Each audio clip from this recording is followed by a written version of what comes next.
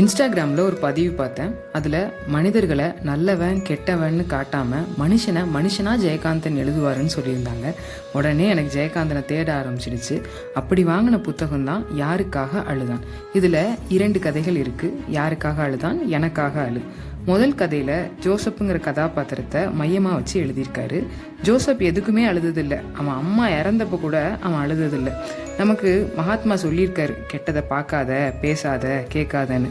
இது அவன்கிட்ட போய் சொன்னான், கெட்டதுன்னா என்னன்னு கேட்பான். அந்த இடத்துல அவன் மகாத்மாவோட ஒரு படி மேலே இருப்பான். அப்படிப்பட்ட ஒருத்தன் மேலே திருட்டு பழி விழுது. ஜோசப்புக்கு பணம் யார் எடுத்தான்னு தெரியும்.